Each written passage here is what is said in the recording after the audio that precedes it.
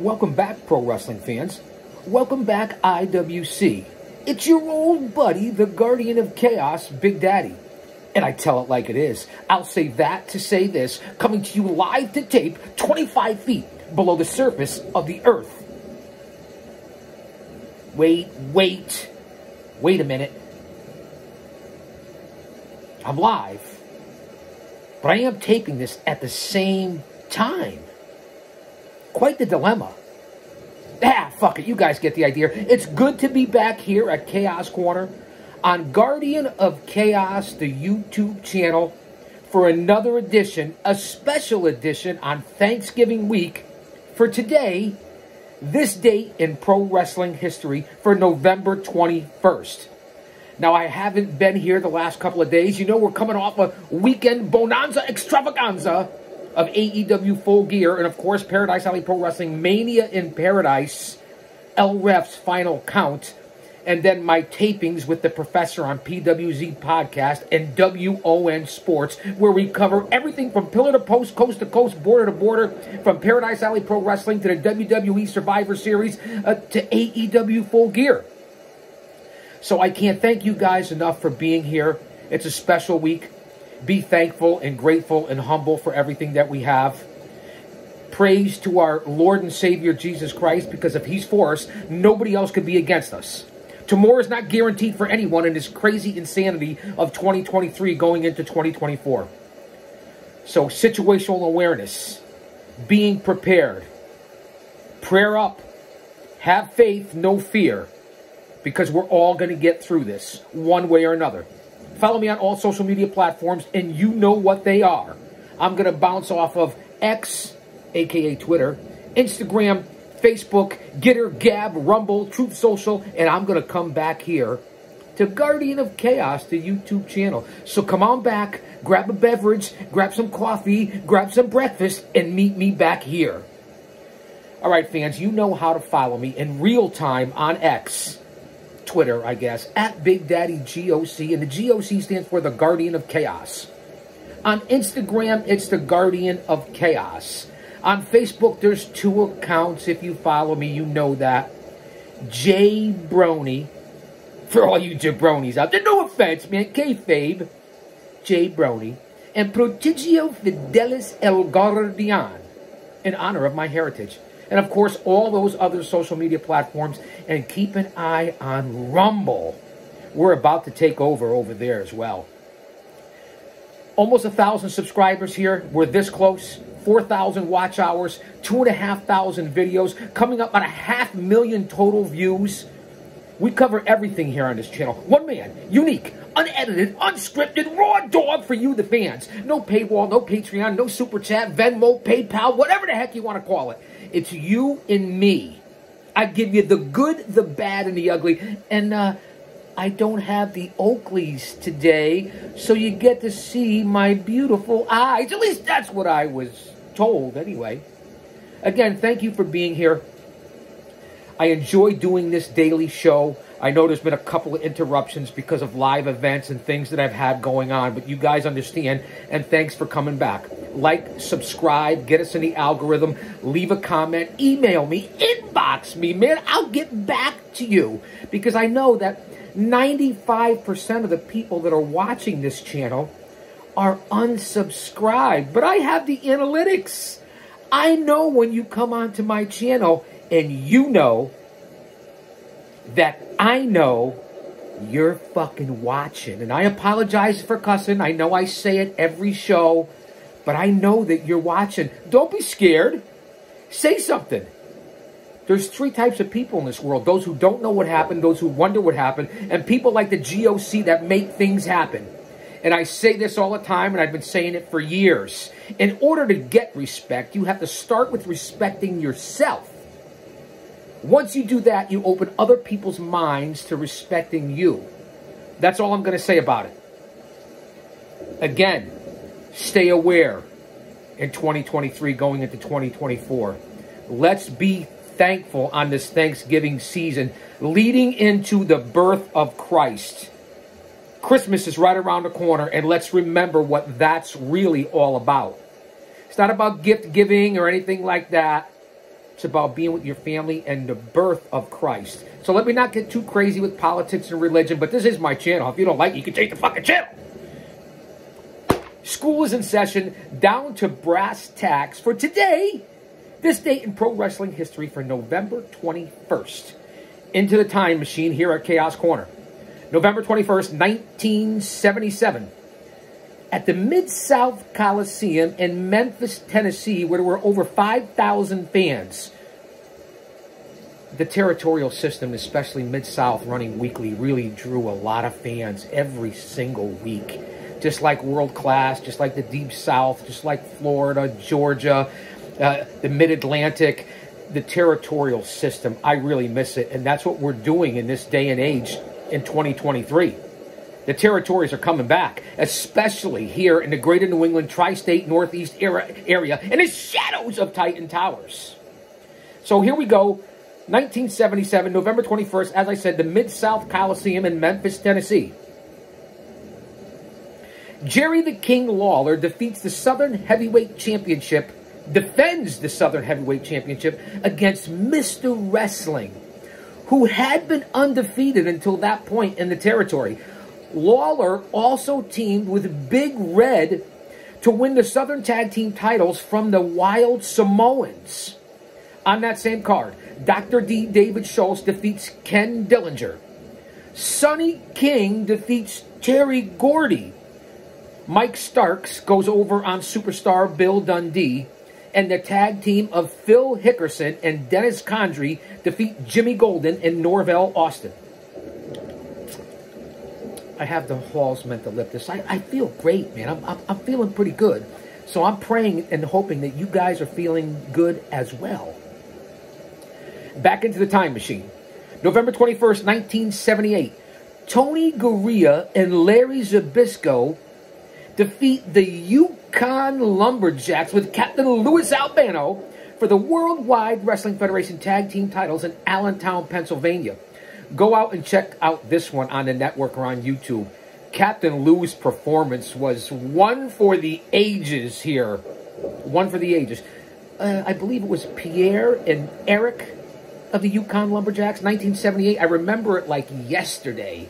What was I in 78? Perhaps 15, 16 years old? What a time for pro wrestling. What a time. Let's fast forward into the time machine.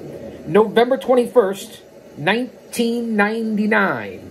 WCW Mayhem has a new pay-per-view replacing, and I don't know if I should say this in this day and age because that's where we're headed, replacing the World War III concept in Toronto, Ontario, Canada.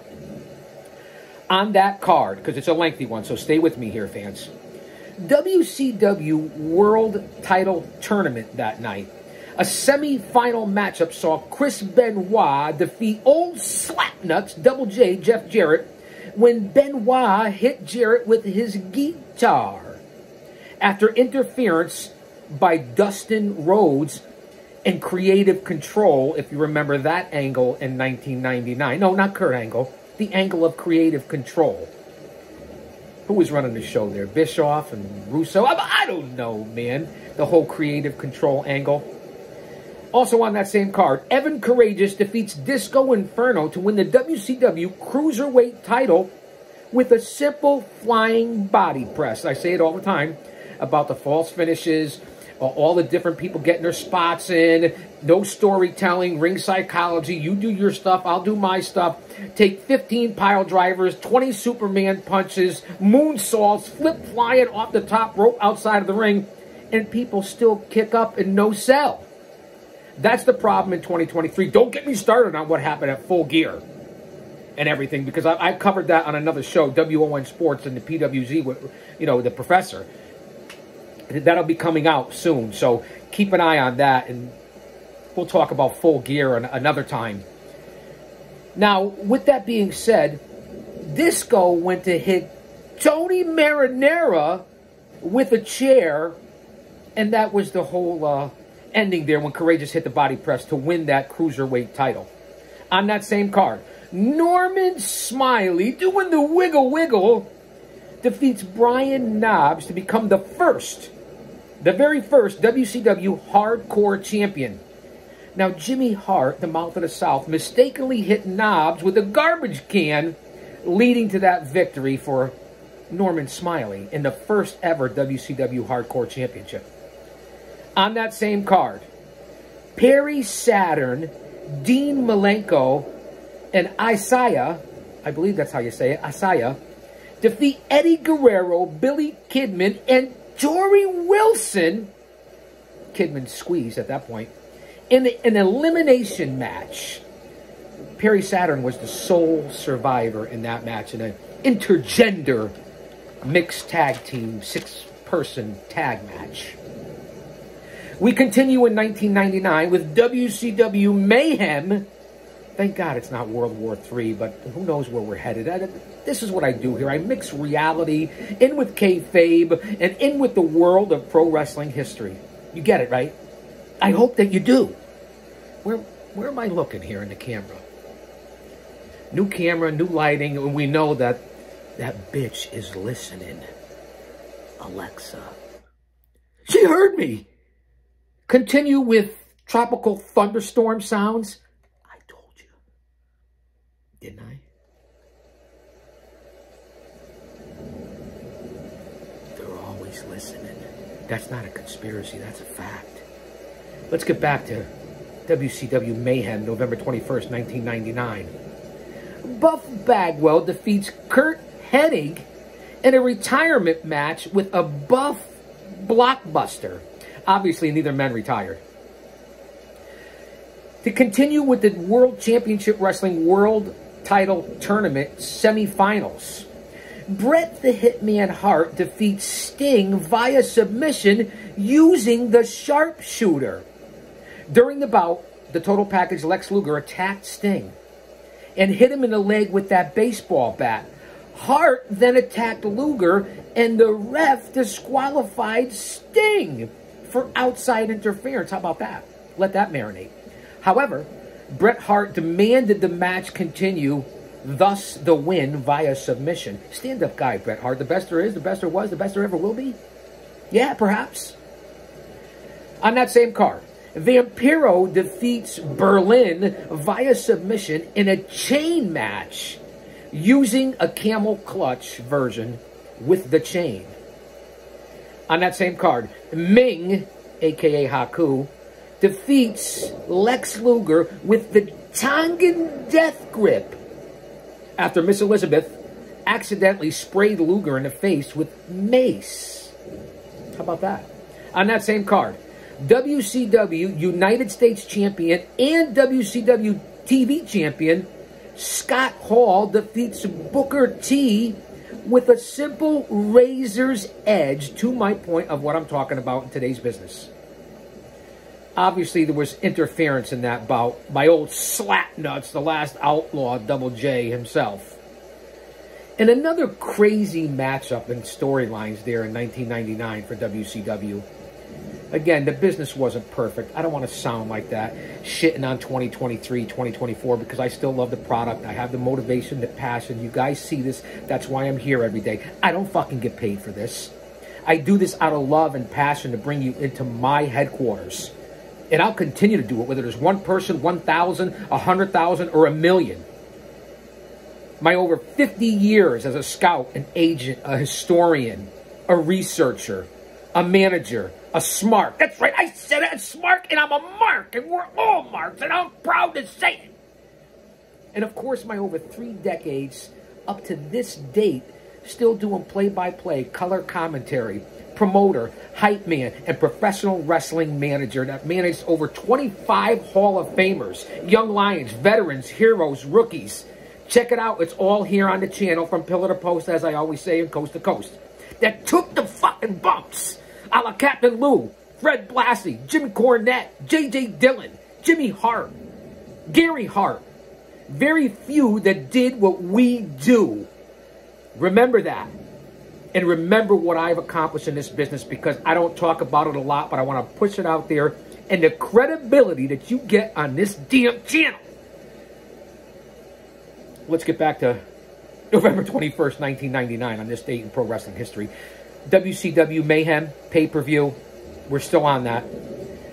In this weird matchup, the son of Ric Flair, David Flair, rest in peace, took on Kimberly Page. That's right, former Nitro girl, DDP's wife.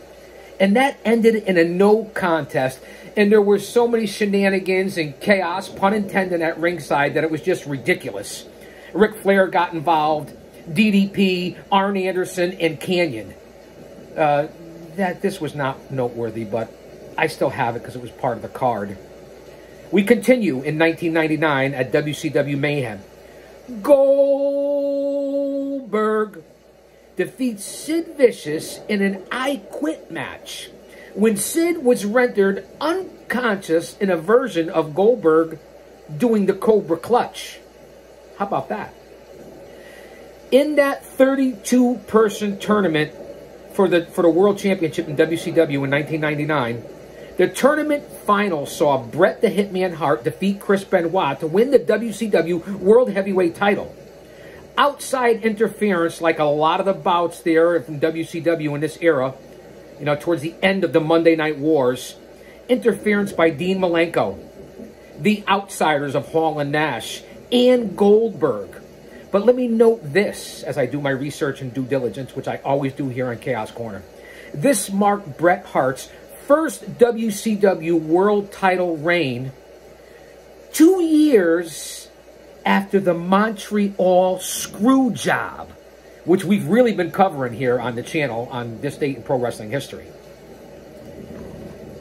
Back into the time machine, November 21st, 2000. I'm an ass man. I'm not an ass man, but Billy Gunn is. And he defeats Eddie Guerrero for the WWF Intercontinental title in Fort Lauderdale, Florida.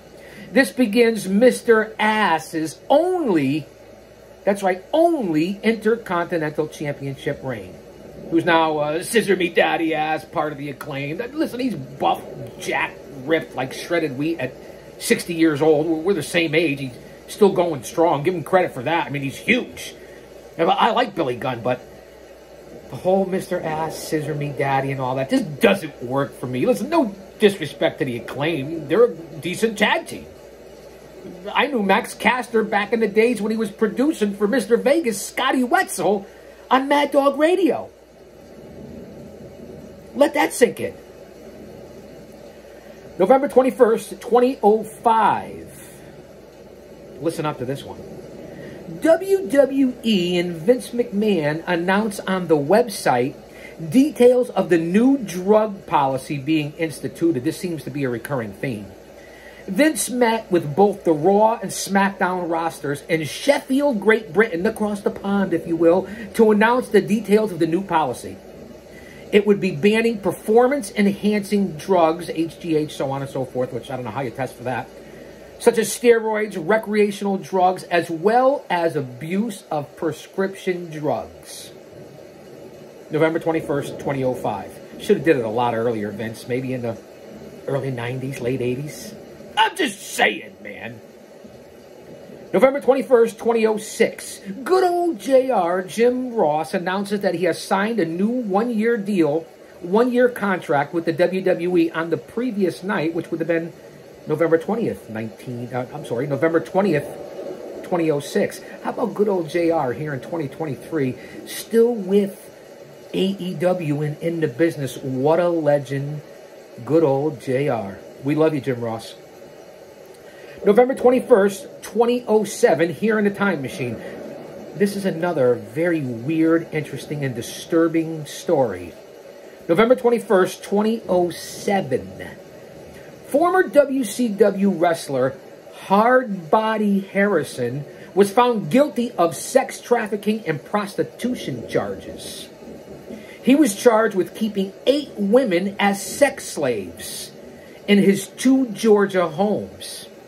He was also charged with aggravated sexual abuse, forced labor, sex trafficking, conspiracy, and witness tampering, facing life in prison. Now, Hardbody Harrison's real name, you had to really research this, was Harrison Norris Jr. He was convicted. He wrestled for WCW in the late 90s, I believe. Serving as his own lawyer during the trial, he stated the women willingly lived at his houses because they wanted to train as pro wrestlers. He stated many of them were on drugs and left in the best shape of their lives. Norris, to be noted, a former Army sergeant and veteran of the Persian Gulf War. What a piece of shit and a piece of garbage Hardbody Harrison, a.k.a. Harrison Norris Jr. was. And is. Whether he's in the military or not, you're a piece of goo. Let's jump back into the time machine. How about that for news? And here's another crazy story. Only in professional wrestling. November 21st, 2008, involving my old buddy, historian, pure class and a glass, one of the most incredible, impeccable gentlemen, historian, ran his own company, a reputation par excellence, and that would be one Mr. Sheldon Goldberg, who just released a novel. Unbelievable, Sheldon Goldberg, and what he's done for this business. Do your research. Here's the story from November 21st, 2008. Again, only in professional wrestling. Carney Circus. Independent female wrestler Lexis, who wrestled regularly for Sheldon Goldberg's New England Championship Wrestling and World Women's Wrestling, would undergo a name change. Can you guess why? Anyone? This never gets old with me. Bueller? Bueller? Anyone?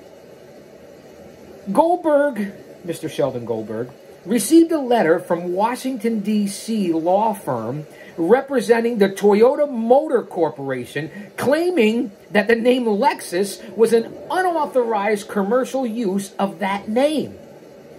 They claimed it was a misuse of their Lexus trademark. They requested a cease and desist using the ring name. How about that? The letter cited Lexus' one-time appearance as proof of the wrestler's intention to associate herself with the well-known automobile brands when she appeared for TNA. Mr. Sheldon Goldberg, again, class act, responded saying that the wrestler is well within her rights to use the name. We don't believe that any reasonable person, and that's where the mistake was, because who's reasonable in this carny industry?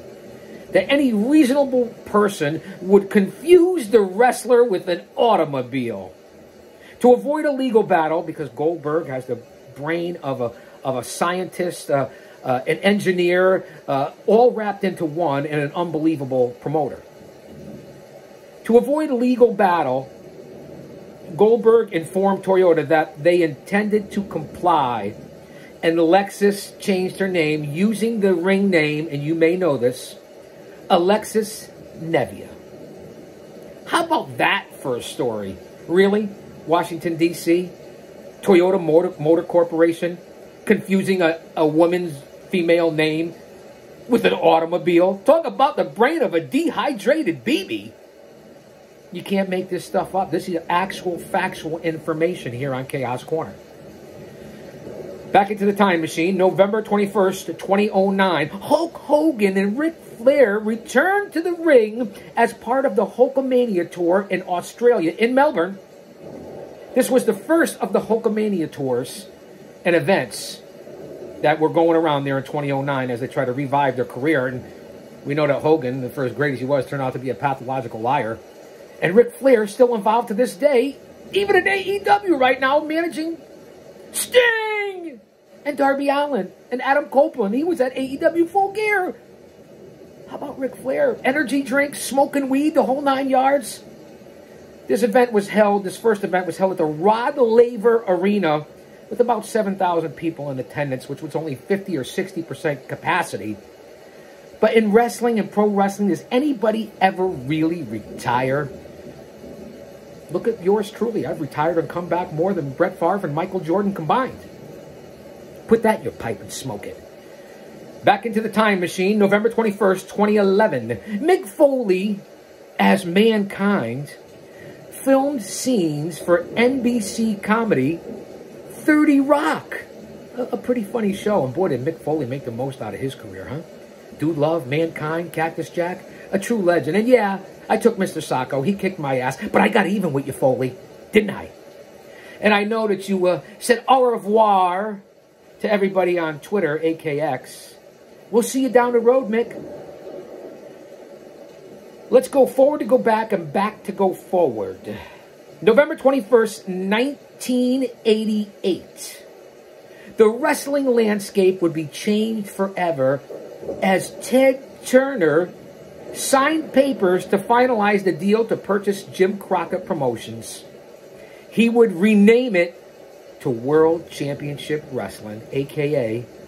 WCW, on this date, November 21st, 1988. Boy, do I miss the NWA and Jim Crockett Promotions. WCW had its run, middle-late 90s, when they had the Monday Night Wars, but it turned into a garbage product at one point. Whether it's history, current day, there's garbage in all the industry at all times throughout history. And that's what I present to you, the fans. Back into the time machine. November 21st, 1987, the AWA at the Cow Palace in San Francisco. What a shithole Frisco is nowadays. I wouldn't want to go there. AWA World Champion Kurt Hennig defeats DJ Peterson. In six-man tag team action, Greg Gagne, Ray Stevens, and Wahoo McDaniel defeat Dick Slater and the original Midnight Express of Dennis Condrey and Randy Rose. I'll go with Eaton and Condrey or Eaton and Stan Lane over those two. On that same card, Adrian Adonis and Tommy Rich went to a no contest, and Wahoo McDaniel won the Battle Royal at the Cow Palace, November 21st, 1987. We'll go forward to go back and back to go forward on this date today in pro wrestling history, November 21st, 1985. Brad and Bart Batten win a tournament to decide the Central States Tag Team titles over the Midnight Express in Kansas City, Kansas. November 21st, 2013. The legendary Mad Dog Vachon passes away at the age of 84. This date in pro wrestling history. Let's get on to happier days on today, November 21st, in pro wrestling history. Happy 40... Oh, wait, hold on. I almost said it. I was going to refer to Bully Ray and what he said to me. Let's not go there. If you are regular fans, you know what I was about to say. Happy 59th birthday to the franchise Shane Douglas. Today, November 21st. Also, happy birthday, their 40th birthday, to the Garcia girls, a.k.a. Nikki and Brie Bella, turned 40 today. Happy birthday, girls. Also, today, November 21st, a big shout out and happy birthday to the Bloodline, to the legendary Wild Samoans, perhaps one of the greatest tag teams of all time, to Pops himself, Alpha of the Wild Samoans, turns 81 today. Alpha was inducted along with Sika in the WWE Hall of Fame in the class of 2007. So this one goes out to you, Pops, because we've worked together. I know your whole family. The Samoan Dynasty has really helped my career. Everyone, I love all of the Samoans. And this goes out to you, Pops. Happy birthday to you. Happy birthday to you.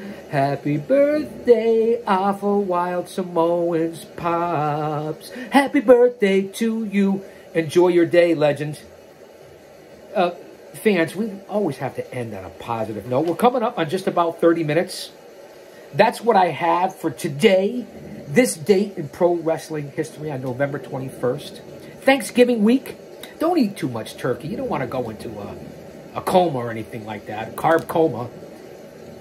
I have to hydrate. Oh, little throwback to the legendary Kiss, who's still touring today in 2023. Don't go anywhere. I'm not done yet.